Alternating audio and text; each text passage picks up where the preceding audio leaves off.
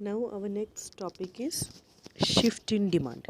Okay, so shift in demand curve. Now till now we see movement in the demand curve. Okay, that is जो curve है वो सिर्फ move हो रहा है, shift नहीं हो रहा है. Okay, now the next topic is what is it? That is shift in demand curve. जो demand curve है वो पूरी तरह एक जगह से दूसरे जगह पे shift हो रहा है. Okay, so when the demand of a commodity it changes due to other factors. Okay, that is other than price of the commodity. It is known as the change in demand, that is it is expressed as a shift in the demand curve. Okay, or the shift in demand curve may be of due to various reasons. Okay, that is change in seasons, weather, change in taste and preferences, change in the price of substitute goods. Okay, change in the price in future. बहुत सारे इसके reasons है जिसकी वजह से demand curve जो है वो एक जगह से दूसरी जगह पे शिफ्ट हो रहा है. Understood?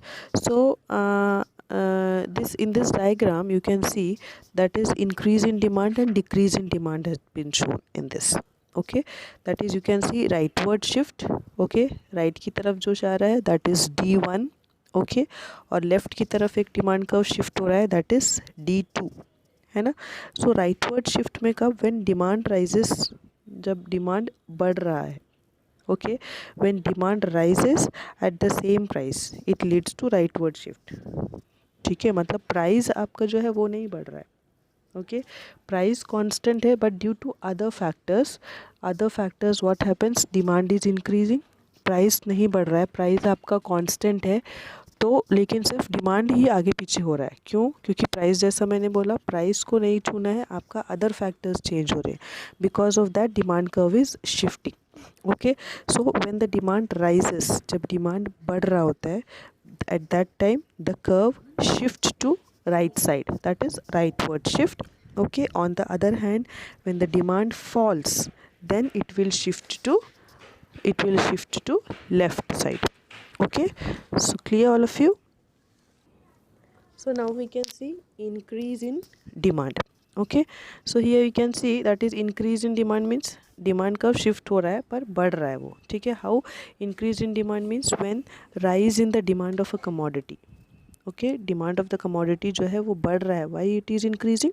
Due to other factors, not because of price. Okay, price की वजह से नहीं हो रहा है, because of other reason the demand is increasing. Okay, so here you can see that price is constant, price जो है वो सेम है 20 में ही है, but demand is increasing from 100 to 150, 150 से 100 से 150 में गया. Okay, so the first the demand curve was the point A, और नेक्स्ट में क्या हो गया, जब डिमांड बढ़ गया तो वो पॉइंट बी की तरफ शिफ्ट हो गया. That is the dotted line, you can see it. Yes, B में. तो ये कौन से साइड में शिफ्ट हुआ? राइट साइड में, rightward shift. Okay, so the increase in demand it leads to rightward shift. मतलब जब इंक्रीज इन डिमांड होगा उसका मतलब है कि जो आपका कर्व है वो राइट साइड में मूव होगा, rightward shift it will be moving. Okay, then it comes next is decrease in demand. Okay, decrease in demand में what is happening? Just vice versa, that is decrease in demand में क्या होता है, demand जो है वो गिरता है, कम होता है due to other factors, not because of price, other than price. Okay, so here in this case what happens, demand falls, demand कम होता है, प्राइस कांस्टेंट रहता है. You can see price is of 20 and demand decrease from 100 to 70. Yes, तो पहले demand curve कहाँ पे था? ए पॉइंट पे था, फिर वो नेक्स्ट आया बी पॉइंट पे, that is the dotted line, you can see it D1. Okay, D में था पहले, अब वो लेफ्ट इस साइड में शिफ्ट हुआ तो दैट इज़ D1 की तरफ शिफ्ट हुआ, है ना. तो this is decrease in demand.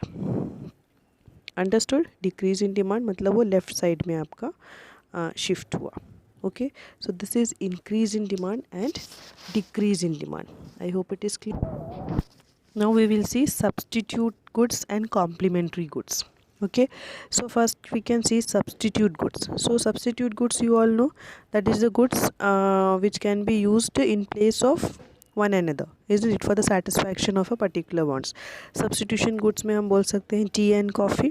Okay, that is when demand of a commodity, that is given commodity varies because of the price of substitute goods. मतलब अगर सब्सटीट्यूट गुड्स है, जैसे आपने एग्जांपल लिया टी एंड कॉफ़ी, तो अगर T का price बढ़ता है तो कॉफ़ी का डिमांड बढ़ जाता है। Okay, that is the price of one good is increasing, then what happened, that the demand for the another good, that is the substitute goods, will increase.